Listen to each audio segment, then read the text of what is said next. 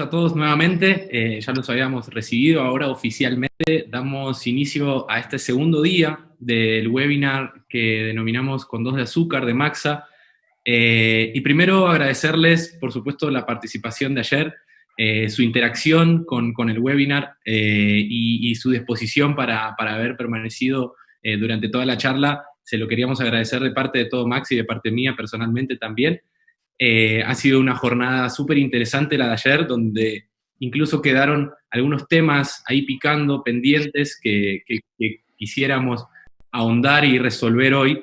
Y este segundo día, tanto como el primero, como fue el de ayer, vamos a tener interactividad a lo largo de la presentación. Leo nuevamente nos va a estar profundizando hoy mucho más sobre herramientas de e-commerce e implementación. Vamos a ver algunos ejemplos prácticos y muy claros, tanto locales como de la región. Y espero que lo disfruten. Hoy vamos a tener la presencia de Leo principalmente. Él es quien va a ocupar esta hora y media con contenido y con información. Así que le damos la bienvenida, no los hacemos esperar más y empezamos inmediatamente con el webinar Con Dos de Azúcar.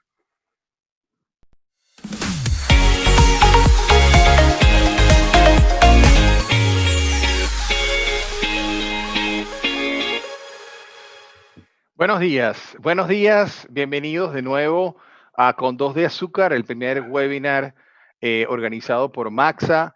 Estoy encantado de seguir colaborando, de poder apoyar esta iniciativa tan importante, sobre todo en este contexto. Y bueno, agradezco mucho a todos los que estuvieron ayer y los que repiten hoy, y bienvenidos a los que no pudieron vernos ayer. Seguramente recibirán luego en diferido el contenido de nuestro primer día de webinar. Hoy vamos a entrar en materia, pero quiero comenzar primero con una revisión de las reflexiones que les dejé ayer. Ayer les dejé para que, bueno, para que se fueran un poquito con la tarea de considerar qué cosas hacen falta en sus organizaciones. Y al igual que ayer, hoy esperaría, vamos a tener más oportunidades de interactuar el día de hoy. Al igual que ayer, vamos a usar esta plataforma que se llama HyperSay. Pueden desde sus celulares escanear ese código QR, o si su teléfono no tiene lector de códigos QR, pues entran a hsay.co y allí colocan el código Toroji, que es la clave para la presentación del día de hoy. Y de esa manera van a poder participar. La verdad es que este tipo de webinars normalmente son un soliloquio, un monólogo, y la idea es que ustedes puedan participar desde donde están, a través de sus celulares, opinando, que además la opinión tiene el objetivo de informarnos como grupo de cuál es la realidad de la industria, la percepción que ustedes tienen del tema de transformación digital y del e-commerce. Y pues bueno, esperaría que puedan interactuar y que puedan participar. Entonces, bueno, hoy vamos a hablar un poquito de las reflexiones que le dejé el día de ayer. Eh, no sé si dar un par de minutos más para que terminen de unirse. Eh, Hoy vamos a comenzar revisando las reflexiones que les dejé al cierre de ayer en cuanto a cómo están ustedes y sus organizaciones enfrentando, o cuál es la postura que tienen ante la transformación digital. Y pues para eso vamos a usar esta herramienta. Ojalá puedan entonces incorporarse. Luego vamos a hablar de cómo se hace transformación digital, con qué se come eso, qué realmente tanta alaraca. Ayer veíamos un poco el concepto, sus orígenes, los retos que representa. Ahora vamos a ir un poquito hacia adentro de la organización y ver cómo evalúo yo mi estado de situación y mi capacidad actual, y cómo empiezo mis procesos de transformación digital. Vamos a entender qué tan desarrollada digitalmente puede estar una compañía. Vamos a revisar un modelo de madurez digital. Después vamos a estar hablando específicamente de e-commerce, qué oportunidades hay, qué tecnologías, qué significa, qué hace falta para poder comenzar una iniciativa de e-commerce. Y después vamos a revisar dos casos de estudio locales muy interesantes ambos. Entonces, la primera pregunta que les hacía ayer es: ¿cuál es el principal impacto de la transformación digital en mis negocios? Los que estén conectados, pues los invito a escribir aquí en máximo como un tweet, ¿verdad? Sus reflexiones al respecto. Los que no estén conectados, les voy a volver a compartir les voy a volver a compartir el código QR, el enlace para que puedan conectarse si no lo han hecho hasta ahora. Pueden entrar al URL que está arriba, h6.co/toroji, o sencillamente si tienen scan de códigos QR en su teléfono. La mayoría de los teléfonos muy modernos ya con la cámara automáticamente reconocen los códigos y pueden entonces participar. Bueno, llevamos dos personas que han participado. Vamos a ver, eh, muy bien, el impacto, según Agustín, es estar más cerca del consumidor. Guille dice que ser parte de la transformación, la agilidad en los procesos y la transparencia, dice Alfonso. Hay otras personas que están conectadas y que van a votar. Esperemos unos segundos más. Puedo volver si me lo indican. Recuerden que tenemos también la posibilidad de chat en la aplicación. Tenemos la posibilidad de una, una interacción también directa, no solamente a través de las preguntas que están planteadas en la aplicación, sino que pueden hacerlo a través de la funcionalidad de chat que tienen también en la misma aplicación. La segunda pregunta tenía que ver, ¿cuál es el principal cambio que ha ocurrido en mis clientes? ¿Qué es lo que yo he visto que ha pasado en mis clientes que me representa un reto, ¿no? Para mi organización. Igual voy a dar entonces unos segundos para que puedan contestar. Ahí disculpo porque tuve un pequeño eh, tropezón con el cable y se me bajó la pantalla un segundo. Eh, Pero esta respuesta es una palabra y vamos a ir viendo cómo se forma una nube de palabras si ustedes participan.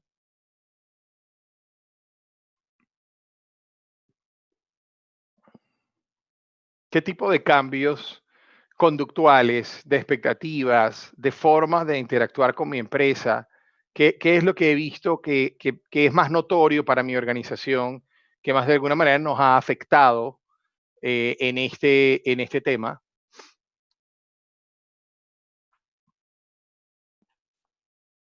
Vamos a revisar.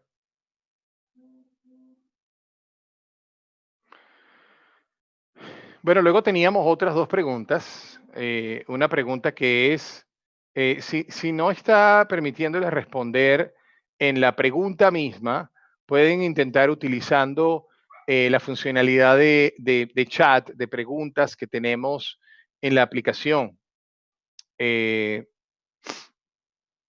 Recuerden que tienen que estar conectados desde su celular a la aplicación HyperSay a través del URL, abren su navegador en su celular, escriben h6.co, esta dirección que aparece arriba de la pantalla, ¿verdad? Y cuando entren, lo primero que les va a pedir es que pongan su nombre y un código, y con este código ya van a ver en su celular estas preguntas, y es a través de su celular donde pueden contestar. Entonces, les voy a dar unos minutos más. Estoy viendo que hay ya algún comentario.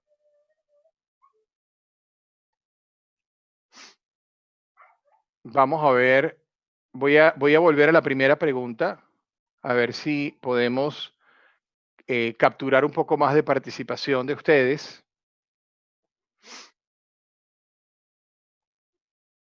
¿Cuál es el principal impacto? Ahí tenemos tres respuestas, todavía pueden contestar. Las preguntas están abiertas hasta que yo pues indique aquí congelar pregunta. Pueden contestar inclusive si les es más cómodo en el chat de YouTube. Y Débora, te pediría que me los vayas transcribiendo en la aplicación porque yo no estoy viendo el chat de YouTube para alimentar básicamente la experiencia colectiva. Pero bueno, avancemos para entrar en materia. La idea de estas preguntas era justamente tratar de que ustedes se fueran con una reflexión, con una idea de lo que hace falta en sus propias organizaciones para emprender la transformación digital. La tercera pregunta era si considero que estamos reaccionando apropiadamente. Y esto era sencillamente una pregunta de selección simple. Voy a dar 2 segundos acá.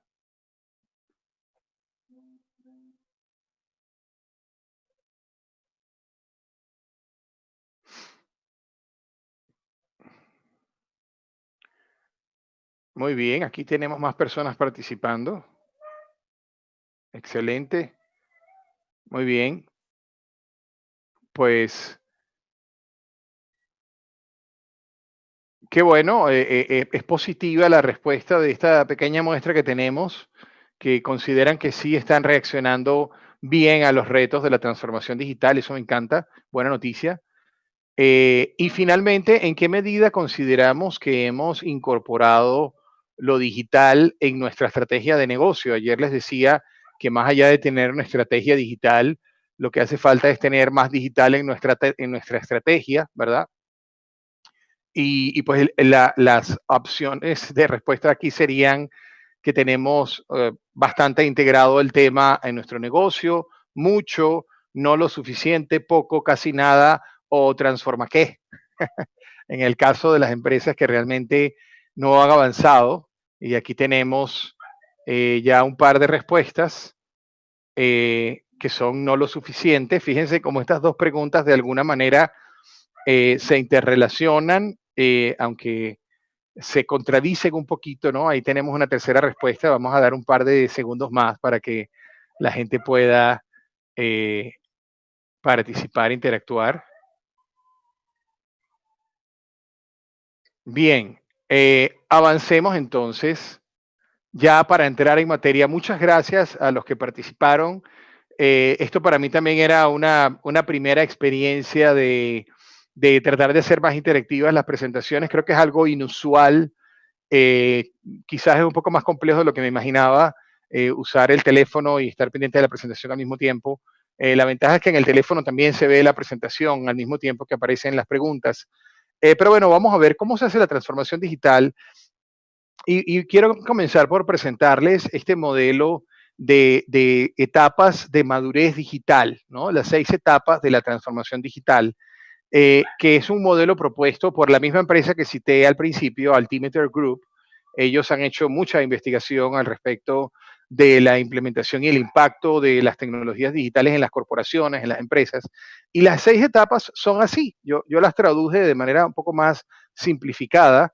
La etapa primera es lo mismo de siempre. La organización sigue operando como siempre, hace lo mismo de siempre con respecto a cómo maneja a sus clientes, sus procesos, sus métricas, sus modelos de negocio, la tecnología que utilizan. Los tomadores de decisiones de estas empresas están en la primera etapa, consideran que como están es suficiente para ser relevantes en esta era digital, ¿no? Y les pido que pongan atención porque luego les voy a preguntar en qué nivel se ubican, en qué nivel creen que se encuentra su organización de estos 6 niveles de madurez. Lo segundo, la segunda etapa o el segundo nivel de madurez es la que llamamos transformación presente y activa. ¿Eso qué significa? Que ya existen en la organización algunas iniciativas puntuales de experimentación que empiezan a trabajar en alfabetización digital, en manejar conceptos, en inventar algunos proyectos, algunas iniciativas que involucren lo digital en áreas específicas de la empresa. Bueno, que lo que buscan es justamente mejorar algunos procesos y comenzar a desarrollar una cultura digital, ¿no? La tercera etapa, esta escala me gusta porque además nos permite tener una idea de qué podemos hacer, cuál debería ser el próximo paso de lo que estamos haciendo hoy en día en nuestras organizaciones y cómo podemos avanzar. La tercera etapa sería lo que llamaríamos transformación formal, donde ya esas iniciativas que son probablemente eh, gestos proactivos de ciertos gerentes o ejecutivos de la empresa que tienen la inquietud y que tienen la iniciativa de generar proyectos, en esta etapa ya se formalizan, ya hay una intención, ya hay una cierta coordinación, hay criterio, ya se ha investigado más, ya se han visto casos, ya ha empezado entonces a mejorarse la manera en que se ejecutan estas iniciativas digitales y los proyectos también tienen objetivos un poquito más ambiciosos, más atrevidos. Por lo tanto, las personas que están a cargo de estos proyectos, que nos gusta llamar los agentes de cambio, pues ya empiezan a buscar que el cuerpo ejecutivo empiece a apoyar los proyectos, empiezan a vender los proyectos ya a nivel ejecutivo para buscar más presupuesto, más inversiones en tecnología y sobre todo un respaldo ejecutivo que es fundamental. Luego tenemos en la cuarta etapa de madurez, que sería la transformación estratégica, donde ya hay muchos equipos de proyectos digitales que empiezan a colaborar entre sí, que comparten lo que aprenden, que coordinan iniciativas en común y entonces comienza ya a gestionarse un mapa de ruta de transformación. Empiezan a definirse cómo se deciden o priorizan los proyectos y las inversiones que se van a hacer en digital. Y eso nos lleva a la quinta etapa de madurez, donde ya es una transformación convergente. Hay un equipo que lidera los esfuerzos, que están dedicados a monitorear cómo avanza la transformación cultural, la implementación en función de los objetivos de la empresa, ¿verdad? Ya hay una alineación estratégica, lo que en un principio eran iniciativas probablemente aisladas y desconectadas, ahora ya forman parte de un plan que tiene claro cómo voy a impactar distintas áreas del negocio, ¿no? Y esta empieza entonces ya a estructurarse una nueva organización, una nueva estructura organizacional, nuevos roles, nuevas funciones, nuevos procesos, y eso es lo que da pie entonces finalmente a la empresa innovadora y adaptativa, que es una empresa que su forma de hacer negocios es vía la transformación, es vía el ensayo y error constante de nuevas tecnologías, de nuevas iniciativas. Se desarrolla una cultura adepta al cambio, ¿verdad? Porque el cambio se hace constante y hay un ecosistema que está todo el tiempo probando, evaluando nuevas tecnologías, cómo podemos mejorar procesos existentes. Y una cosa muy importante de la transformación digital es que es un proceso que no se acaba. Una vez que comenzamos, es un proceso de mejora continua. Y no se acaba nunca porque la tecnología no se detiene, no para de evolucionar, porque el público, la audiencia, nuestros clientes no paran de cambiar su forma de interactuar, como veíamos ayer, no paran de adoptar nuevas tecnologías, nuevas prácticas, nuevas costumbres, nuevas necesidades. Y esto, bueno, espero que les ayude a entender un poco cómo es ese camino, cómo identificar qué tan madura está nuestra organización. Y entonces ahora les pregunto, ¿en qué nivel ubican su empresa? Dentro de estos 6 niveles, ¿dónde creen que se encuentran sus organizaciones?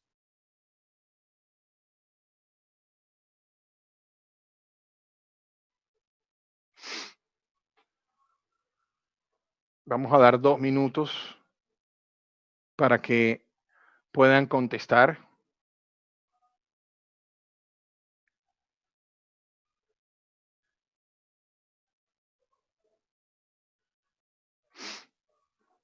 Muy bien, ya tenemos una respuesta que están en transformación activa.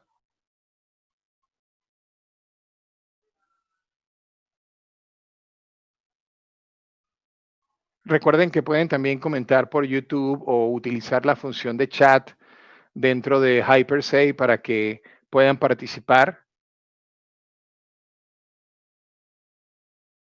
En cualquier caso, eh, muy bien, tenemos una segunda respuesta igual en transformación activa. Muy bien, hay una empresa que está en transformación estratégica. Ya tienen una intención, varias iniciativas, integración a su estrategia de negocios. Muy bien. Entonces, continuando este tema, y ya que hemos empezado a pensar qué tan desarrollados estamos, pues bueno, vamos a ver cómo se empieza esto, ¿no? Lo primero que quiero decirles es que la estrategia no se delega. Yo creo que ayer hice un comentario, lo repito, para los que no estuvieron ayer, es que al tratar de incorporar o al lograr incorporar los conceptos, los conocimientos, las tecnologías digitales a la estrategia de negocios que ya tiene la empresa, es que podemos realmente empezar a ver cómo opera, cómo impacta positivamente nuestra operación. La mayoría de los tomadores de decisiones, lamentablemente, por diversas razones, por falta de conocimiento, por falta de dominio del tema o por falta de relevancia, no le dan suficiente relevancia al tema, entonces deciden delegar las iniciativas digitales como ellos las entienden, ¿no? Ellos entienden probablemente que la estrategia digital debe ser tener presencia en redes, que la transformación digital debe ser probablemente estar teniendo, hoy en día, pues todas las empresas están teniendo mucha gente trabajando desde sus casas, pero esos son ingredientes, son pedazos del rompecabezas eh, que consiguen acercar un poquito a la empresa hacia el tema. Pero mientras el tomador de decisión, los líderes responsables del negocio, no se empoderen, no asuman que lo digital es una herramienta, es un recurso que tiene la empresa para ejecutar su estrategia comercial y su estrategia de negocio en general, no va a empezar a tener un impacto. Y hasta que no dejen de delegarlo y lo asuman, pues van a seguir viendo que no le encuentran salida al tema, que no logran cómo encajarlo, ¿no? Hay que dedicarle tiempo y comprensión a esto para poder realmente capitalizarlo y salir adelante, ¿no? Estoy viendo algunas respuestas que están haciendo en YouTube. Ah, bueno, Vladimiro, las preguntas, yo tendría que volver a las preguntas para que ustedes las tengan accesible en la aplicación, ¿verdad? Eh, bien, Vladimiro, que bueno, estás en etapa número 6, Carol, están en etapa número 4. Luego vamos a tratar de incorporar y agregar todas las respuestas en la versión final de la presentación que haremos después del webinar para compartirla con ustedes. ¿Qué necesita un negocio para poder tener éxito en sus iniciativas de transformación digital? Pues bueno, básicamente para mí lo primero es un negocio centrado en el cliente versus un negocio centrado en el producto. ¿Qué significa eso? Un negocio centrado en el cliente es un negocio, y les voy a poner una imagen que representa muy clara y elocuentemente lo que significa. Una empresa centrada en el producto es una empresa que está produciendo algo y que luego trata de venderlo a sus clientes. Eso es lo tradicional, lo que siempre ocurrió, ¿verdad? Desde que comenzó la revolución industrial y la producción en masa, pues comienza la necesidad de empezar a vender mi producto, a mostrar las ventajas de mi producto. ¿Para qué sirve mi producto? ¿Cómo te beneficia mi producto? Pero hoy en día ha evolucionado muchísimo. Bueno, hoy en día no, desde hace ya muchos años ha evolucionado el mercado, el cliente más informado, el cliente más empoderado y sobre todo hiperempoderado a través de las tecnologías y que ha cambiado su manera y sus expectativas y la forma en que quiere desarrollar recibir la satisfacción de sus necesidades. Ese consumidor demanda otras cosas. Y Heinz hizo una cosa fantástica que fue, bueno, vamos a hacer un ejercicio de que me imagino que los más grandecitos acá se acordarán de los comerciales que tenía Heinz, que decían, espera por tu ketchup Heinz, y salía la gente dándole a la botella, tratando de que saliera el ketchup. La experiencia de usuario no era buena, era frustrante. Ellos trataban con la publicidad de hacerlo jocoso y cómico, interesante, y ay, sí, qué divertido esperar el suspenso de la salsa, pero realmente yo lo que quiero es ponerle salsa a mi chuco ya, ¿verdad? O a lo que sea con lo que consumo ketchup, a mis papas. Perdón si a los chucos no le dicen ketchup, discúlpenme. No soy amante de los chucos, quise poner un ejemplo local, mejor me quedo con los perros calientes venezolanos. Pero el tema es que ellos decidieron entender cómo podemos mejorar la experiencia del cliente ante nuestro producto, cómo podemos eliminar la frustración de nuestros clientes ante nuestro producto. Y rediseñaron completamente el empaque pensado en lo que sea mejor para el cliente. Entonces es un envase que se guarda de cabeza y que pues cuando uno lo presiona, porque además no es vidrio duro, sino que es un plástico presionable, squishable, ¿verdad? Entonces sale rápido la salsa, es más satisfactorio, gratificación instantánea es una de las cosas que quiere el público hoy en día, el mercado, ¿no? Entonces, el negocio centrado en el cliente es un negocio que entiende que el producto no tiene ninguna utilidad si no hay nadie que lo quiera, no tiene ninguna relevancia si no satisface una necesidad, sino, y en este caso la necesidad es, oye, quiero rápidamente condimentar mi comida con algo rico y me pongo a esperar los 3, 4, 5 minutos que falta para que la deliciosa y espesa salsa salga. Y fíjense cómo ellos aquí probablemente en este proceso empezaron a discutir si era necesario diluir la salsa y hacerla más líquida para que saliera más rápido, como la competencia. Pues no, eso no es la solución. Nuestra característica es que nuestra salsa es pura, es espesa, eso es lo que la hace diferente, lo que la hace única. Lo que tenemos que hacer es pensar cómo piensa nuestro consumidor, qué es lo que necesita nuestro consumidor de nuestro producto para dárselo, para que seamos más relevantes, para que podamos satisfacer mejor sus necesidades, ¿verdad? Entonces, esto es un ejemplo muy simplificado de lo que es un negocio centrado en el cliente y entonces yo los invito aquí a reflexionar qué tan centrados en el cliente están ustedes. Y les puedo dar muchos ejemplos de empresas que no están centradas en el cliente. Hay muchos bancos, por ejemplo, que pues el servicio de atención está limitado y las telefónicas también son famosas por esto, ¿verdad? Está limitado a las capacidades tecnológicas o a las capacidades de procesos ineficientes de cara al cliente y eso frustra al consumidor. Y por eso de las empresas que más quejas reciben son las empresas de servicios, ¿verdad? Porque no han pensado en cómo optimizar la experiencia del cliente, sino más bien en cómo optimizar sus procesos para ahorrar dinero o sus procesos para, que no estoy diciendo que no son cosas importantes, por supuesto que son cosas importantes en un entorno competitivo, etcétera, pero si nosotros hacemos las iniciativas de ahorro de costos o las iniciativas de optimización de procesos alrededor de las necesidades del cliente, los resultados que vamos a obtener son muchísimo más sostenibles y muchísimo más impactantes para la organización porque van a lograr que mi cliente esté más satisfecho y al final sea más leal, sea más recurrente, invierta más conmigo, etcétera, etcétera. Entonces, un negocio centrado en el cliente es un prerequisito importante, muy importante, fundamental para que una empresa pueda ser exitosa en su proceso de transformación digital. Aparte de eso, pues iniciativas centradas en las personas y no solamente el cliente, sino en los colaboradores. Lo mencionaba y lo voy a repetir un poquito más adelante. Los procesos de transformación y en general los proyectos tecnológicos suelen incurrir en un error que es ignorar a la gente que va a utilizar esa herramienta.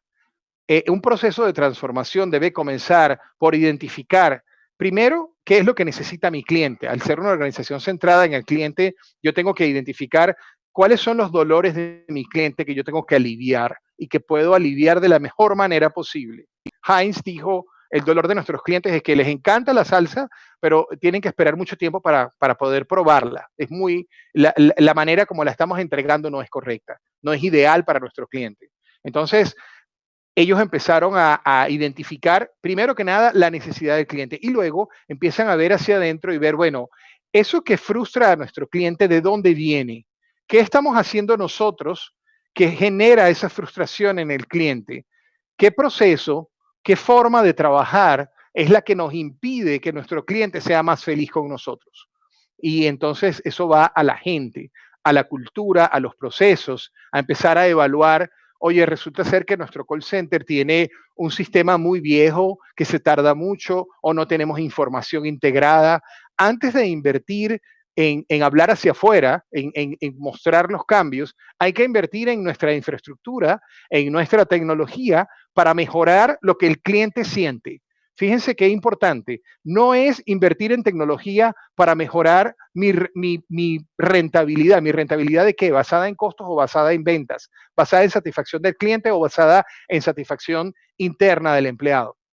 Hay una frase muy famosa de Sir Richard Branson que dice que lo más importante para él son sus colaboradores, porque si los colaboradores están felices, van a hacer que los clientes estén felices. Si tú tienes colaboradores infelices, tus clientes no van a querer tratar bien a tus clientes, van a tener problemas más graves para ellos que resolver, que tener felices a tus clientes. Entonces, el centrarse en los colaboradores también es un prerequisito, o más que prerequisito, es una recomendación fuerte, digámoslo así, para que las organizaciones puedan tener éxito en sus procesos de transformación digital.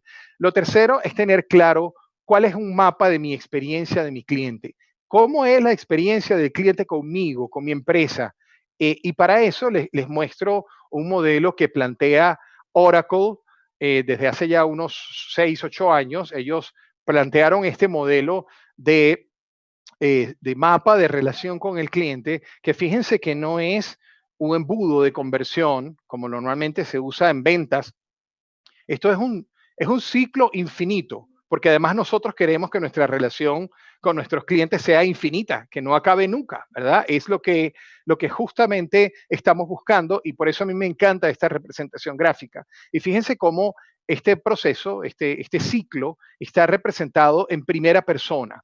Tenemos dos segmentos del ciclo. Un primer grupo de experiencias o de puntos de contacto que representan el proceso de compra y que impactan mis áreas de mercadeo y venta en la organización. Y ese ciclo es lo que podría convertirse tradicionalmente en un embudo de ventas, ¿verdad? Donde yo digo, necesito como consumidor, necesito satisfacer esta cosa, tengo una necesidad. ¿Qué estoy haciendo yo como empresa, como marca? ¿Cómo comunico? ¿Cómo facilito que la persona sepa que yo puedo satisfacer esa necesidad? ¿Qué estoy haciendo yo a nivel de comunicación, a nivel de mercadeo, a nivel de posicionamiento? ¿Cómo estoy generándole valor a las personas para que sepan que yo puedo satisfacer esa necesidad? Luego, en la segunda etapa, cuando el individuo dice, yo voy a investigar cuáles son las opciones que tengo para resolver esta necesidad que tengo. Entonces, allí, ¿qué estoy haciendo yo como empresa para hacerme disponible, para informar? Ahí es donde me toca hablar de mis beneficios, de mi reputación, de mi solidez, de mi calidad, ¿verdad? Y luego, ¿qué estoy haciendo en el tercer punto para que la gente me seleccione a mí versus las otras opciones que tiene? ¿En qué me diferencio? ¿Cuáles son mis precios? ¿Cuáles son mis ventajas? ¿Cuáles son mis beneficios? ¿Cómo mi cliente se puede sentir identificado? ¿Cómo puede mi cliente resolver su necesidad con mi producto de manera específica para que me seleccione? ¿Qué esfuerzos estoy haciendo a nivel de procesos en esta etapa? Tengo procesos de mercadeo, de ventas, de prospección que me permiten ofrecer una experiencia inigualable para que el cliente decida comprar mi producto. Y luego, ¿cómo es la experiencia de compra? El cuarto punto. Comprar el producto, ya yo decidí comprar este producto. ¿Cómo es la experiencia de compra? Voy a ir a un ejemplo, banco. Ahorita acá hay un ejemplo fantástico de transformación digital que es, por ejemplo, Bantrap. Bantrap acaba de lanzar la primera aplicación en Latinoamérica que permite abrir una cuenta bancaria desde el celular sin ir a la agencia. Bravo, fantástico. Felicitaciones a Michelle, porque que es el CEO de Bantrap, porque ha impulsado muy fuertemente el reto de transformar digitalmente de manera contundente a Bantrap. Ellos analizaron cómo era el proceso de relacionamiento con sus clientes en la etapa de ventas y se dieron cuenta de que lo que la gente más detesta es estar 40 minutos esperando que lo atiendan y luego 40 minutos más con la gente para abrir una cuenta bancaria, ¿verdad? Ellos decidieron simplificar ese proceso capitalizando las tecnologías que existen hoy en día, que existen y que están allí para todos, pero el tema es decidirse a usarlas, ¿verdad? Para mejorar, para optimizar, para llevar a la mejor versión posible la experiencia de compra. ¿Cómo abro una cuenta en este banco? Pues yo puedo estar acostado en mi cama, me descargo la aplicación de Bantrap y abro mi cuenta de banco. Ya tengo cuenta de banco y la puedo usar para lo que sea que la necesite. Eso es un proceso, un ejemplo claro de transformación digital, donde yo estoy optimizando el proceso completo de relacionamiento en la etapa de compra. Y luego viene la segunda etapa, porque cuando el cliente me compra, no termina la relación. Ahí comienza una segunda parte, que es la etapa donde el cliente es dueño del producto o del servicio.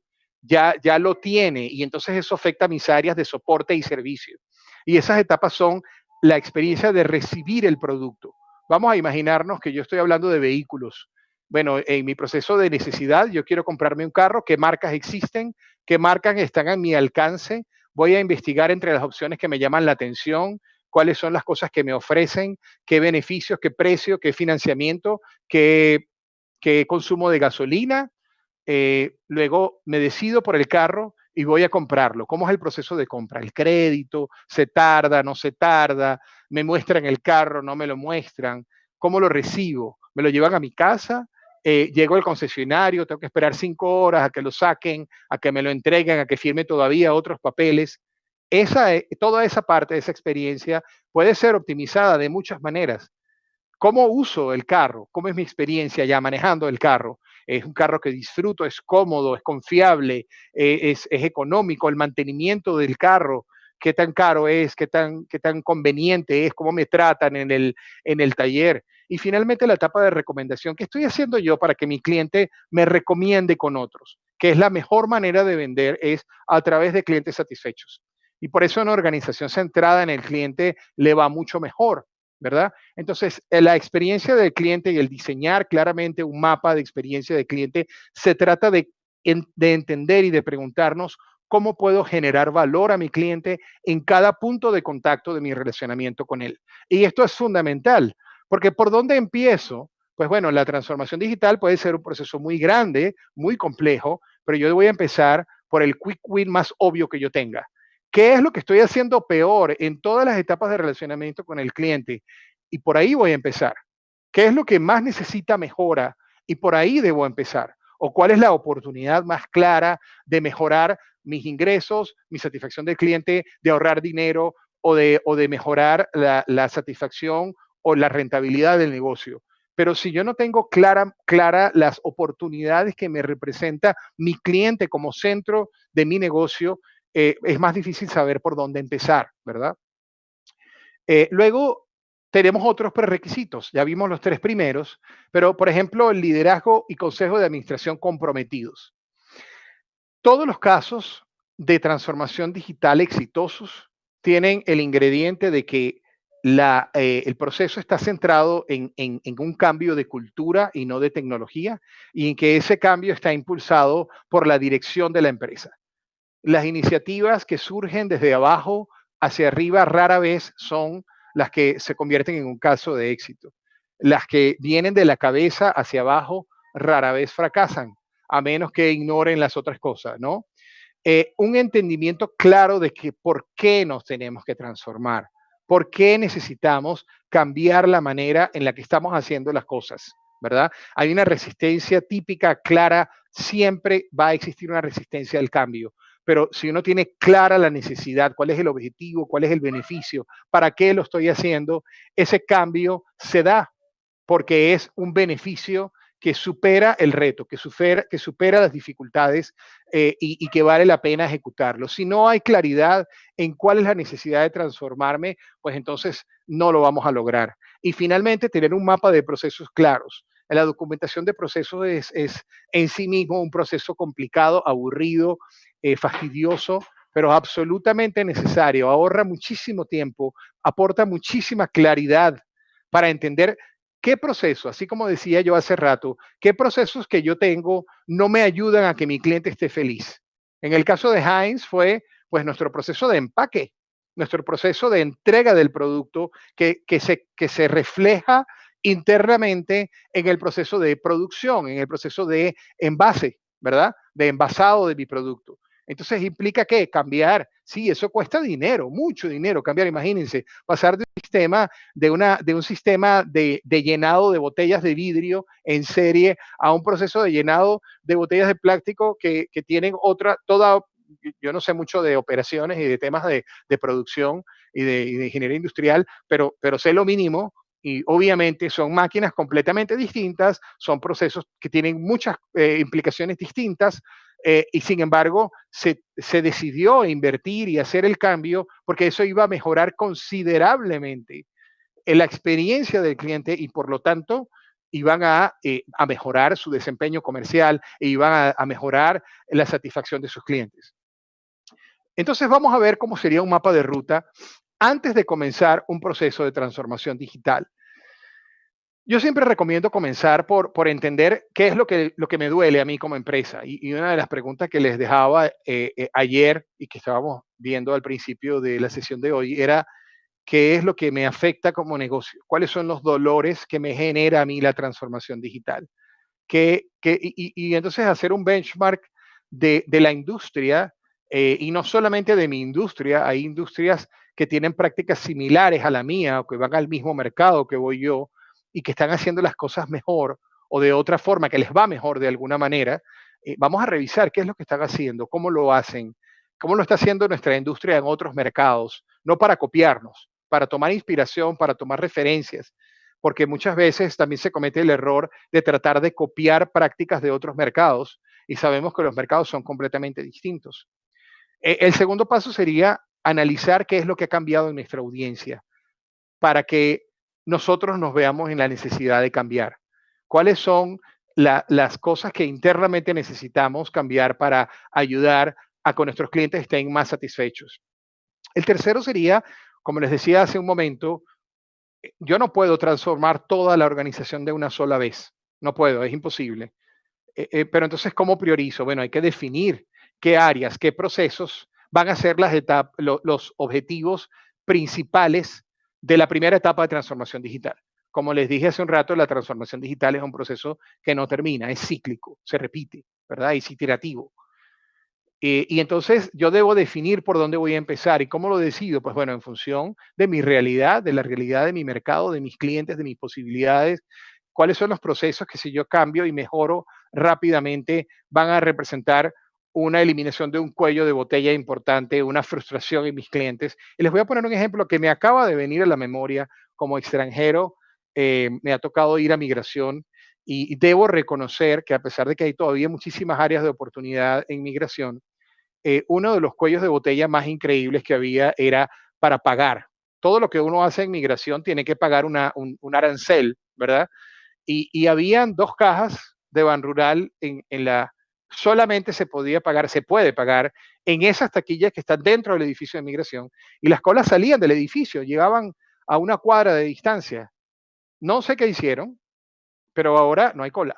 Mi especulación es que cambiaron las computadoras que tenían allí y pusieron unos equipos más rápidos. Quizás hubo un cambio más profundo de cuál es el sistema que utilizaban, hicieron algún otro tipo de cambio, pero fue un solo cambio pequeño, de proceso sencillo, porque bueno, a lo mejor no tan sencillo, a lo mejor el cambio de sistema fue algo que tomó mucho tiempo y fue muy costoso, pero en general, ese solo cambio que es acelerar el proceso de cobro mejoró enormemente la experiencia de usuario, pero enormemente.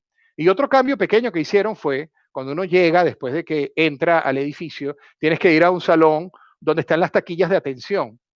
Y ahí uno entraba, tenía que pasar por una taquilla, decir qué era lo que iba a hacer, le daban muy poca información y no tenía que esperar horas. Ahora pusieron a una persona muy capaz, muy conocedora de todos los procesos, a recibirlo a uno y preguntarle qué es lo que quiere. Y entonces decirte, te falta tal cosa, no te falta tal cosa, tienes que hacerlo de esta manera, a explicar detalladamente lo que había que hacer, porque la mayoría de las veces tú ibas y perdías el viaje después de esperar 2 horas, era una frustración enorme. Ellos, un solo cambio de persona, pusieron una persona que sabe a atender a la gente de filtro antes de que la gente entre a perder su tiempo y el de los recursos de la oficina de migración. Entonces, fíjense cómo hay procesos clave que son quick wins, son, como decimos en Venezuela, mangos bajitos, son frutas maduras que se pueden capturar y generar un beneficio enorme rápidamente. Luego entonces veo cómo redefino la experiencia del cliente, que va con eso, ¿verdad? Lo que veíamos hace 2 minutos. Luego entonces, después de que ya tengo claro cómo quiero yo cambiar la experiencia del cliente, en qué punto del mapa de relacionamiento con el cliente quiero hacer cambios, veo qué tecnologías me pueden ayudar a hacer los cambios de la forma que yo necesito. Normalmente, y la industria tecnológica tiene mucha responsabilidad en esto, normalmente el proceso comienza porque viene una gran empresa tecnológica en un evento, en un juego de golf o lo que sea, se reúne o entra en contacto con alguno de los directivos de la empresa, le habla de las bondades y maravillas de su tecnología y le hace identificar a este tomador de decisión las necesidades que parecen obvias que va a resolver con esta tecnología, pero resulta que cuando vamos a ver esa tecnología es la que menos se puede integrar con mis sistemas legacy, es la que cambia en mayor medida la manera en la que mi gente está acostumbrada a hacer las cosas. En su lugar, deberíamos buscar una tecnología que impacte lo menos posible nuestros procesos de forma negativa, que genere la mayor fricción, la menor resistencia al cambio. Y el otro tema es el proceso de cambio, y es el punto número 6. Todo proceso de transformación digital debería tener una oficina de manejo del cambio. El manejo del cambio es un elemento de éxito sine qua non, fundamental. La gran diferencia entre un proceso de transformación o de implementación tecnológica que maneja el cambio de manera planificada, sistemática y coherente es la que va a tener éxito. ¿Y cómo se maneja el cambio? Bueno, hay un montón de herramientas, hay un montón de especialistas en el tema, pero es fundamental tener una oficina de manejo del cambio. Es costoso, puede ser, es un costo adicional al proyecto, pero para mí es más importante que el costo de la plataforma tecnológica. Porque es como que el ejemplo típico de te compras un Ferrari y no sabes manejar. Te compras una plataforma costosísima y como no inviertes en enseñar a la gente a manejar, pues ahí se queda caminando a 20 kilómetros por hora, ¿verdad? Entonces es muy, muy, muy importante, no me canso de enfatizar el tema del manejo del cambio y un plan de transformación. Asimismo, hay que tener un comité de transformación digital, que es un comité multidisciplinario que decide qué es lo que se va a hacer, que decide cosas tan importantes como, por ejemplo, si hay que hacer cambios en nuestra estructura de datos, cómo se va a capturar la información, qué procesos vamos a modificar y cómo. Y tiene que ser multidisciplinario porque también un elemento muy importante de estos procesos de transformación es que participe toda la organización que está afectada y que no está afectada. ¿Por qué? Porque no está afectada ahorita, pero si nosotros queremos llegar a ser una empresa innovadora y adaptativa, necesitamos o vamos eventualmente a afectar todas las áreas de la organización para hacerlas mejores, para adoptar tecnologías que nos permitan mejorar los procesos de la organización y poder llegar a tener una empresa realmente lista para el siglo XXI, ¿no? Entonces, este comité tiene un rol importante de gobernar y de dirigir coordinadamente un consenso de las distintas áreas de la organización. ¿Qué es lo que vamos a hacer primero? Y les voy a poner un ejemplo. Cuando yo estaba en Prensa Libre, desarrollamos un proyecto de Big Data muy grande, una inversión de varios cientos de miles de dólares. Y un proyecto de Big Data incluye, por ejemplo, el desarrollo de modelos analíticos, de procesamiento de información, de generación de reportes, y pues se pueden hacer todos los que uno quiera, pero bueno, ¿cuáles hago primero? ¿Cuáles son los más urgentes? Resulta que hay un área que probablemente no está muy involucrada en la cotidianidad, pero que tiene unos dolores muy grandes en sus procesos. No sé, el área de distribución, por ejemplo. Bueno, ya tenemos la herramienta, hagamos un modelo analítico para ellos. Pongámoslos en el mapa más adelante de lo que pensábamos, por lo menos para esta primera actividad. Porque hay una emergencia, hay una cosa que nos está gastando muchísimo dinero, muchísimo tiempo y que no genera beneficios. ¿Cómo la podemos mejorar? Con una herramienta que ya tenemos disponible, ¿no? Y finalmente, tener claro, como ya lo he dicho un par de veces, que esto es un proceso que no se acaba nunca. Hay que ir estableciendo ciclos de transformación. Hay que ir estableciendo objetivos en el tiempo, ¿no? En primera instancia, lo más urgente o lo más beneficioso, y luego procesos más ambiciosos o más largos, o para los que no estamos preparados, pero que tenemos que ir desarrollando el antecedente, ¿no? Lo que sí necesitamos. Entonces, aquí vamos a pivotar. No sé si tienen alguna pregunta o algún comentario. Pueden hacerlo los que estén conectados a Hypersay o lo pueden hacer por YouTube, porque me encantaría las interacciones. Al final también vamos a poder tener algún momento de preguntas y respuestas. Pero hablando de e-commerce, pues suena rápido, está muy de moda ahorita el e-commerce, ¿verdad? Y quiero darles una foto y una introducción al tema. Un proyecto de e-commerce tiene igualmente muchos componentes. ¿Y por qué salto de transformación digital a e-commerce? Bueno, porque e-commerce es una de las opciones o una de las áreas en las que podemos aventurarnos a hacer proyectos de transformación digital en nuestras organizaciones. De hecho, los dos ejemplos que vamos a ver al final de mi participación son proyectos de e-commerce en Guatemala. Entonces, cuando yo quiero comenzar un proyecto de e-commerce, tengo que tomar en cuenta que necesito varios elementos. Necesito tener una estrategia de e-commerce, necesito procesos claros para atender al cliente, para delivery, para logística, para cobro, etcétera. Necesito tener claro cómo voy a manejar mi producto en este nuevo canal, en esta nueva forma de vender. Ya voy a entrar un poquito más en detalle. Los circulitos que tienen borde rojo, vamos a profundizar un poco más en ellos, ¿verdad? Luego tengo que tener una plataforma que sea adecuada para mí, para el tamaño de mi negocio, de mi mercado, para mis sistemas que ya tengo funcionando en otras cosas que van a interactuar con el e-commerce. Tengo que trabajar en el desarrollo de mis canales y audiencias digitales, porque puedo montar la tienda y si nadie viene a comprar, pues es dinero perdido. Tengo que resolver el tema de cómo cobro, ¿verdad? Las plataformas de pago, las opciones que le voy a dar a mis clientes. Por supuesto, todos los temas de seguridad informática son fundamentales. El implementar una plataforma de e-commerce trae una cantidad nueva de retos de ciberseguridad que hay que contemplar y que hay que planificar y que hay que robustecer, porque ahí ya estamos hablando de dinero, ¿verdad? Y de datos comerciales de los clientes. Y bueno, finalmente la parte de logística, que no es menos importante. No basta con tener una plataforma de cobro y el producto bien estructurado para un proceso de venta online, sino que además debo tener cómo le voy a llevar el producto al consumidor final, al lugar donde lo necesita, ¿no? O a mi consumidor industrial también, ¿no?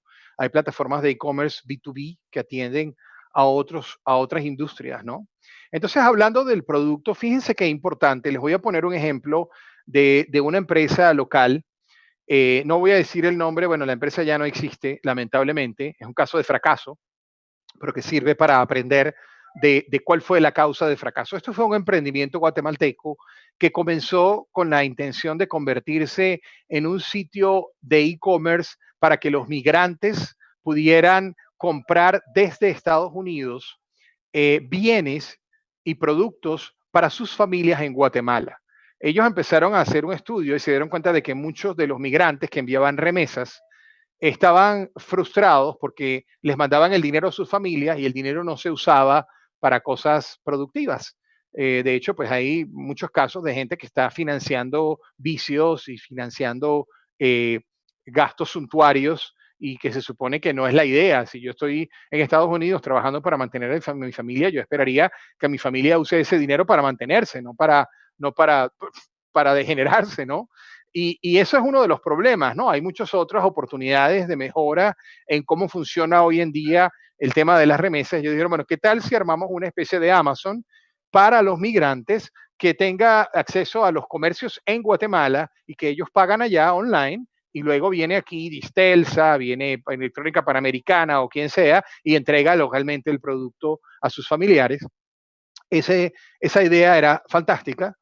Comenzaron a desarrollar una plataforma muy robusta, muy sofisticada, invirtieron mucho dinero en desarrollar un carrito y una experiencia de compra muy buena. Y resulta que cuando salieron al aire se dieron cuenta de que el consumidor allá lo único que estaba buscando era el precio más barato.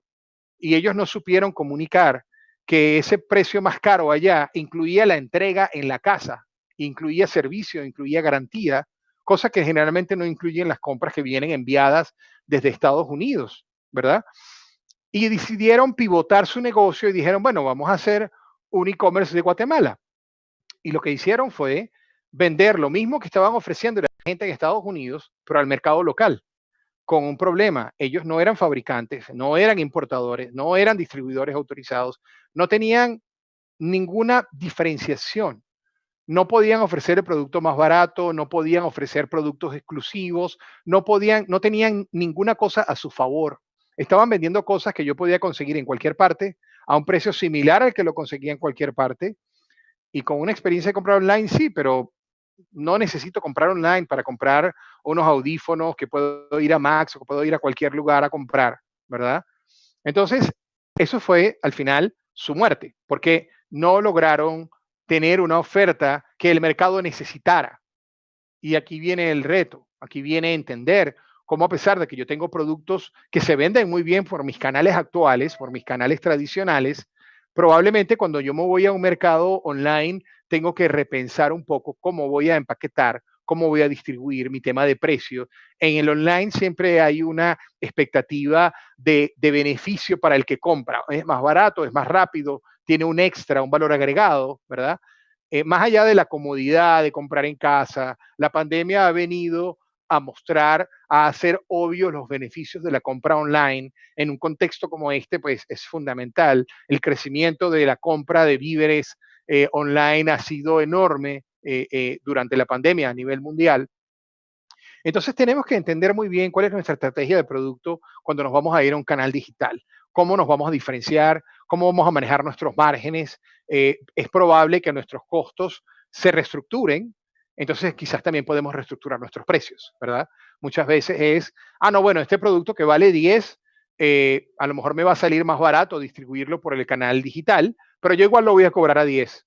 Bueno, a lo mejor podrías cobrarlo a 9 o a 8. Eso ya está una diferencia. Y no estás afectando tu margen, porque te sale más barato al venderlo por este canal, ¿verdad? Igual entender si online nosotros tenemos que tener un mercado de nicho. A lo mejor no vamos a vender todo lo que vendemos en nuestros canales tradicionales. A lo mejor nos toca desarrollar productos de nicho para atender a cierto mercado que es el que tiene una necesidad que nosotros podemos satisfacer. Y finalmente, entender claramente cuál debe ser la experiencia del cliente. Y para eso no basta más que mirar a Amazon, cuya misión es ser el sitio con el mejor servicio al cliente de la tierra. Ser la mejor experiencia de compra en el mundo entero. Ese es uno de los principales objetivos de Amazon, aparte de seguir haciendo millonario a Jeff Bezos. Entonces, esto es lo más importante en cuanto al tema de producto cuando nos vamos a ir a hacer e-commerce. Luego hablemos de la tecnología. Y aquí quiero comenzar también con otra frase. La tecnología no ejecuta.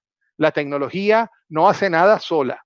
Por ahora, probablemente dentro de unos 15 o 20 años, cuando la inteligencia artificial ya haya avanzado y hayamos alcanzado la singularidad y qué sé yo, a lo mejor vamos a tener, todo se hace solo y nosotros nos podemos encargar, dedicar a filosofar y a acostarnos debajo de una hamaca, a tomar café y que nos lo traiga un robot, etcétera. Pero hoy en día no estamos ahí. Hoy en día la tecnología necesita de gente que haga funcionar esa tecnología en función del negocio. Y por eso mismo enfatizo lo que decía hace rato, tenemos que tener una iniciativa centrada en las personas, en nuestros colaboradores y en nuestros clientes. Si nuestros colaboradores no quieren manejar el carro no se va a mover. Entonces tenemos que entender que la tecnología no es la solución. La tecnología es una herramienta. Y cuando vemos la oferta que hay, que ya veíamos ayer un gráfico incomprensible, inmanejable de oferta, yo traje acá algunos ejemplos de plataformas tecnológicas que están disponibles en nuestro país, en nuestra región, ¿verdad? Y que son muy distintas unas de otras. Todas son plataformas tecnológicas para hacer e-commerce, pero hay algunas que son mucho más aptas para empresas, corporaciones grandes, que tienen sistemas complejos, que tienen mercados muy grandes y que van a demandar mucha oferta, que van a tener un mercado muy grande, mucho uso de esa tecnología. Que son como por ejemplo el caso de Vitex o Magento, ¿verdad? Que son empresas que van dedicadas, como decía, al mundo corporativo. Luego están soluciones como WooCommerce o PrestaShop, que son soluciones muy populares, son de las más comunes, pero que probablemente no sean las más acertadas para empresas muy grandes, porque estas plataformas son muy populares, porque están atadas a sistemas de desarrollo de páginas web, que son muy populares, como WordPress, por ejemplo. El 35% de la Internet funciona sobre WordPress. Entonces, WooCommerce es una adición a WordPress o es un sistema de e-commerce desarrollado específicamente para WordPress. Y que bueno, que al ser tan grande el dominio de WordPress, pues igualmente el dominio de WooCommerce es importante. Ahora, WordPress está muy bien para hacer, por ejemplo, una página corporativa. No quiero decir que WordPress no tiene versión corporativa, sí la tiene. De hecho, Prensa Libre usa WordPress, una versión corporativa de WordPress. Imagínense el tamaño del tráfico y del contenido que maneja un sitio como Prensa Libre. Yo lideré ese proyecto de transformación, de cambio de plataforma de contenidos. Fue una de las cosas que hicimos allá. Pero lo que quiero decir es que ustedes deben escoger la plataforma de e-commerce que mejor se adapte a la realidad de su negocio. Y aquí viene, ayer hablábamos de los entornos VUCA y de la ambigüedad. Probablemente van a tener que hacer decisiones complejas en el sentido de que, bueno, yo quiero rápidamente adoptar una plataforma de e-commerce. Probablemente un proyecto con plataformas como Vitex o Magento son proyectos de varios meses con una inversión importante. No quiero esperar tanto, pero son los sistemas a lo mejor más adecuados para el tamaño de mi organización. ¿Qué pasa? Yo puedo decidir conscientemente, pero conscientemente, que yo voy a irme con WooCommerce o con PrestaShop, que no son tan robustas como Vitex o Magento, pero son más rápidas de implementar. Están diseñadas para que sea mucho más eh, inmediata la implementación, pero tengo entonces que entender que en mi backend voy a tener más trabajo. Voy a tener que hacer más trabajos de integración, más trabajos de reportería, más trabajos o lo poco ideal que es tener una operación de e-commerce aparte del resto de mi negocio, que es muy probablemente la decisión que se toma en muchas oportunidades, por un tema de rapidez. Pero fíjense que es distinto tomar la decisión porque me la están ofreciendo y porque se ve fácil, versus tomar la decisión que más me conviene como empresa. Yo tengo que tener suficiente conocimiento de mi estructura tecnológica, de mi mercado, de mis posibilidades de mercadeo para escoger cuál es la herramienta que mejor se adapta a mí.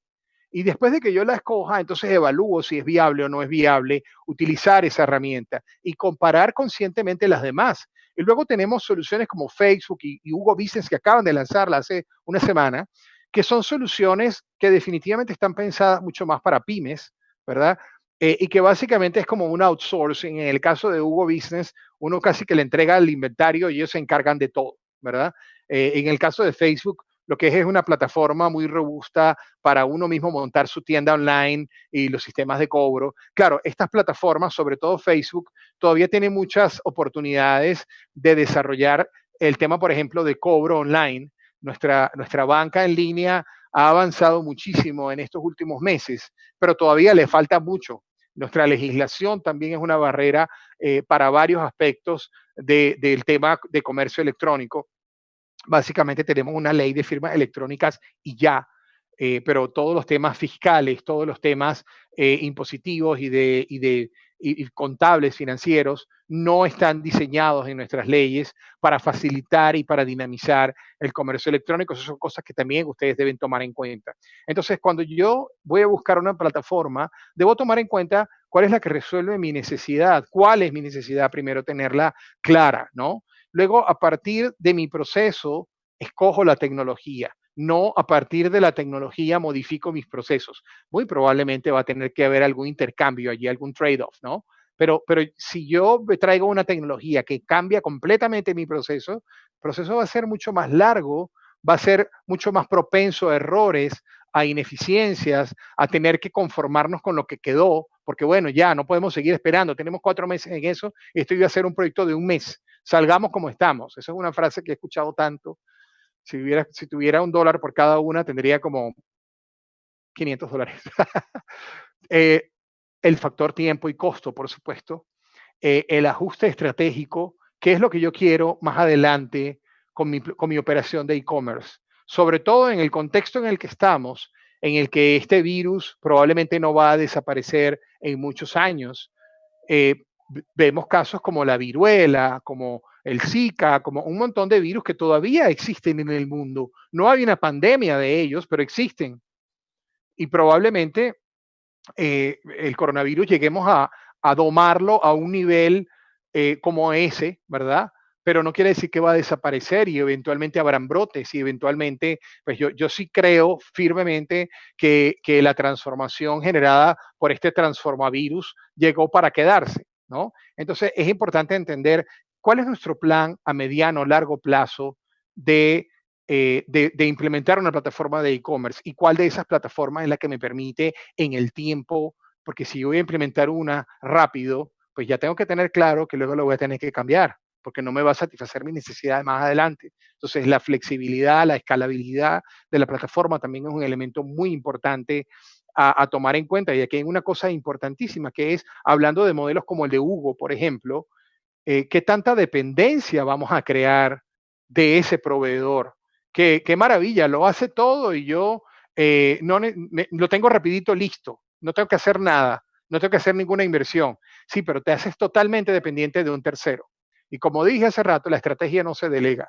No podemos entregar una parte que se va a convertir con toda seguridad, quizás en 10, en 15 años, pero se va a convertir en una de las fuentes más importantes de ingreso de nuestro negocio y se lo vamos a ver entregado a alguien más desde ahorita. Eso es otra cosa que tenemos que tomar en cuenta y que considerar. Y finalmente, bueno, aspectos tecnológicos, ¿no? De integrabilidad, si tenemos un sistema empresarial de manejo de recursos, ¿no? Un ERP, si tenemos CRM en nuestra organización, o la mayoría de estos sistemas de e-commerce integran una plataforma de CRM. Bueno, ¿eso es modular o no? Porque a lo mejor ya yo tengo un buen CRM implementado en mi organización y no lo voy a cambiar. Eso a lo mejor es una barrera para integrarme con alguna de estas plataformas.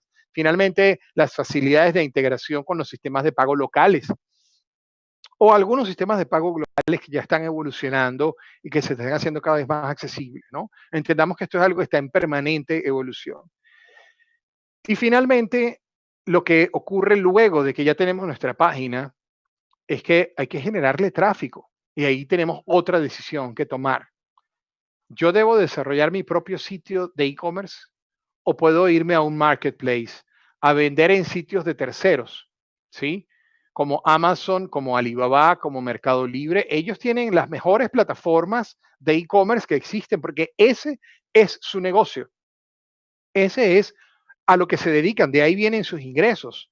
Entonces, para mí como negocio, me puede convenir, por lo menos en una primera etapa, comenzar a vender, a ver qué tanto ajusto mi estrategia de producto, mi estrategia de entrega, y no tengo que invertir en la plataforma al principio.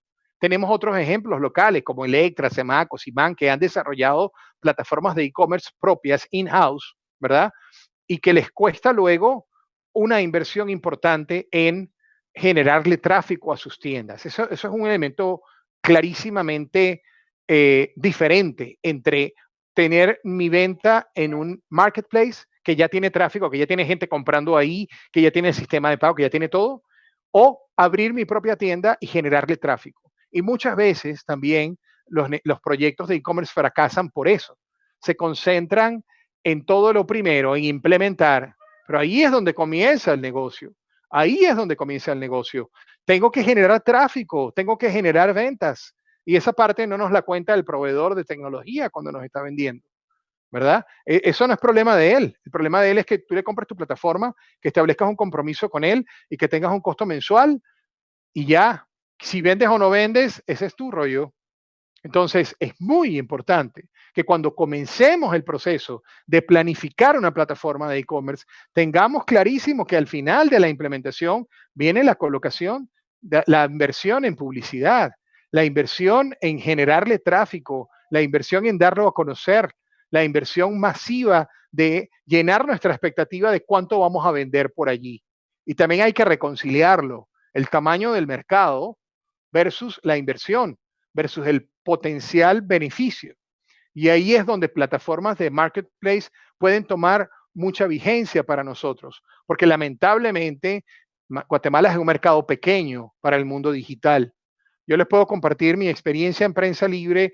Hay negocios que en la industria de medios a nivel global se volvieron una panacea, una salvación, por lo menos por un tiempo, como por ejemplo la comercialización de video, de publicidad en video. Prensa Libre produce 20 millones de views al mes, 30 millones de views al mes de videos. Y esos videos podrían comercializarse. Lo que pasa es que en el contexto del mercado de venta de publicidad, ese inventario es poco. Aunque a ustedes les parezca mucho, es poco. El costo de tener una plataforma que permita monetizar esos videos es muy elevado. Monetizarlo por YouTube es poco rentable. Entonces, al ser tan pequeño el mercado, hace que algunos modelos de negocios que son viables y muy exitosos en otros mercados, en nuestro mercado sean limitados. Y una de las cosas que yo eh, lamento es que la comunicación masiva que está habiendo de la oportunidad del e-commerce en Guatemala, creo que se está sobredimensionando en función del potencial real de nuestro mercado. Yo creo que nuestro mercado es un mercado pequeño, punto. Eso es un mercado pequeño, eso no lo podemos cambiar nosotros. Entonces ahí es donde ustedes tienen que empezar a pensar en cosas como que, bueno, a lo mejor nuestro proyecto de e-commerce tiene que ser regional, no basta con que sea nacional. Hay muchos retos, y eso vamos a hablar ahorita en el tema logístico. Hay muchos retos escondidos en el negocio del e-commerce en Guatemala. Nuestra geografía, nuestra infraestructura de distribución, sobre todo si queremos tener un negocio que cubra todo el territorio nacional, no nos basta con Globo y con Hugo si es que quisiéramos usar esas plataformas para entregar, si nuestros productos pudieran ser entregables por motocicleta. Pero luego tenemos un gran player que es Cargo Expreso, ¿verdad? Que además es dueño de CAEX. Y Cargo Expreso tiene más de 60 años desarrollando la infraestructura y la entrega a nivel nacional. Y hoy básicamente es un monopolio. Lamentablemente, Cargo Expreso tiene muchas oportunidades de mejora, han hecho muchos avances, pero por ejemplo, el tema del cobro en destino con Cargo Expreso es muy poco beneficioso para las empresas. Cargo Expreso tiene sistemas de control y de reportería del cobro en destino que son terribles. Se tardan 15, 20 días en reponer el dinero, que quizás para una corporación grande no está mal, pero para un mediano o pequeño comerciante es grave para su flujo de caja, ¿no? Y aquí les comento que el tema de la última milla es más complicado de lo que nos imaginamos. Yo recuerdo cuando empecé en Prensa Libre, estuve en una reunión de gerencia y empecé a entender un poquito cómo funcionaba el negocio de distribución y me horrorizó ver cómo el gerente de distribuciones hablaba de que, bueno, de que teníamos problemas en algunos municipios porque, bueno, porque nos están cobrando más vacunas. Resulta que aquí en Guatemala, y esto yo creo que no es ningún secreto para nadie, hay territorios que están dominados por las maras y por otras estructuras de crimen organizado que sencillamente extorsionan a todo el mundo. Y si tú quieres vender el periódico, tienes que pagarles a ellos un fee mensual. Y eso ya está negociado en el caso de Cargo Expreso. Entonces, un nuevo player, y por eso mismo, quizá que yo creo que esa es la razón más importante por la que Cargo Expreso no tiene competencia, y es porque probablemente ya no hay espacio para negociar más con esos líderes mafiosos, otro fee, no sé, yo no tengo conocimientos detallados, pero sé que esa es una realidad. Se vive cuando uno quiere hacer una distribución granular en el país. Entonces, decisiones que hay que tomar en cuanto al tema de logística es qué cobertura geográfica tenemos que tener. Inclusive dentro de la ciudad hay zonas en las que no se puede entregar porque son zonas rojas, ¿verdad? Es muy peligroso entregar en esas zonas, ni siquiera Cargo Expreso va, ¿verdad? Quiero entregar hasta la última milla o quiero entregar en centros de acopio, en centros de distribución, en cabeceras de departamento. Quiero tener mi infraestructura propia de distribución, voy a hacer un outsourcing completo de mi estructura logística. ¿Cuál es mi masa crítica para justificar, por ejemplo, una estructura propia o para justificar una negociación más beneficiosa para mí con el outsourcing que tenga? Todo el tema de optimizar, si voy a tener una estructura propia, cómo optimizo mis rutas, son temas que no son casuales y que requieren de tenerlos en cuenta desde el principio del proceso de planificación de mi proyecto de e-commerce. Entonces, bueno, miren, hoy teníamos poco tiempo y por eso pues he sido, creo que, bastante intenso y rápido, un montón de información. Me disculpo si los he atragantado un poco, pero el objetivo era tratar de darles la perspectiva más completa posible en el tiempo más corto que tenemos. Y para terminar, les quiero hablar de dos casos de éxito de Guatemala. General Bakery, que es una de las panificadoras más grandes de Guatemala, tiene desde hace 3 años una aplicación que se llama Genba y que es una iniciativa que decidieron desarrollar para llegar al consumidor final. Y hoy en día, pues ustedes pueden comprar pan y pasteles y dulces y postres a través de la aplicación de Gemba y se las llevan a su casa o a su oficina, donde quieran. Ya tienen en el caso de Android más de 10.000 instalaciones. Obviamente para una empresa del tamaño de Gemba, esto es un experimento, esto es una iniciativa que no plantearon que se convirtiera o que se va a convertir en una fuente importante de ingresos para la organización, pero yo aplaudo la iniciativa porque están aprendiendo un montón. Están aprendiendo cómo ir a un mercado que hasta ahora no habían atendido de manera directa, ¿verdad? Que es el consumidor final. Y les permite aprender otros bemoles de su negocio y de su producto, ¿verdad?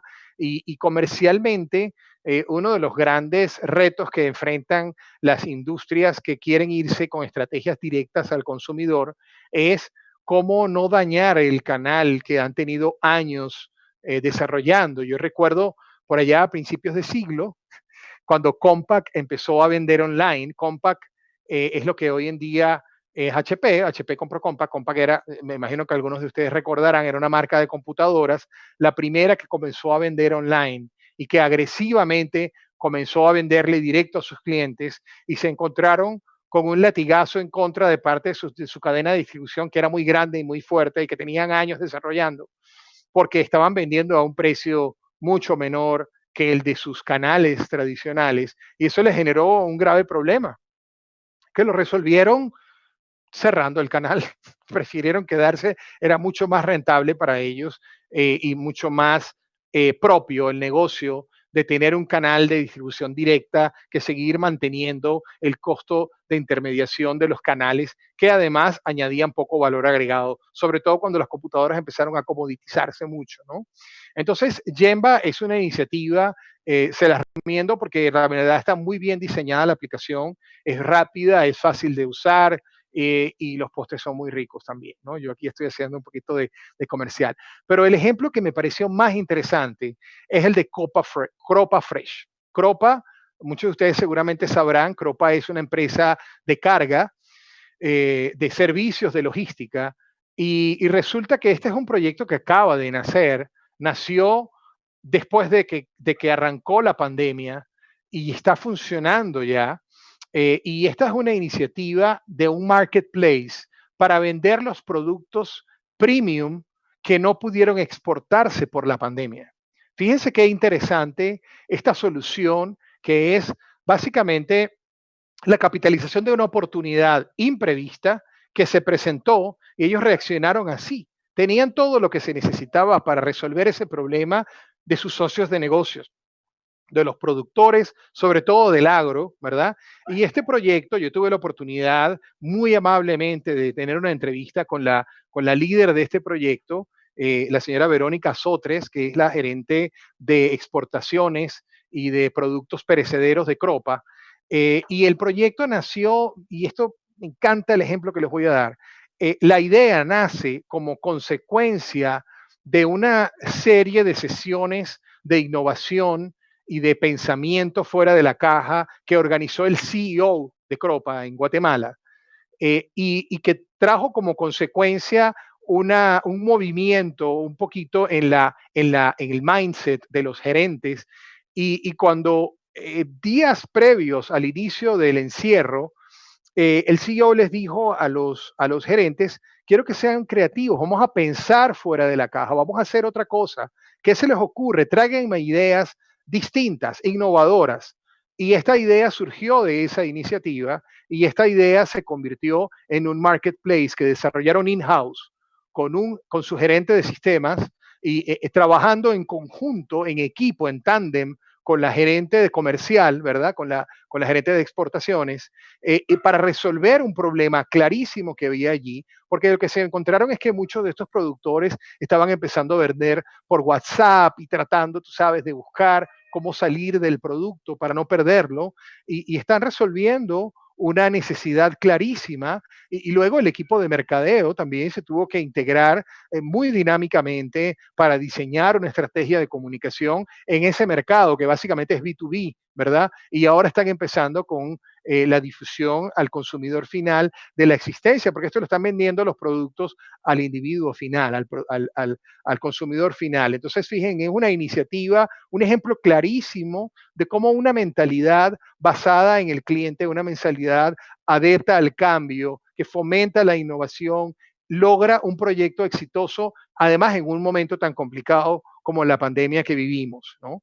Entonces, bueno, con esto cierro y les agradezco muchísimo su atención, su tiempo. Yo estoy a la orden en IdeaWorks, que somos una firma regional con sede en El Salvador, especializada en transformación digital y en administración de activos digitales.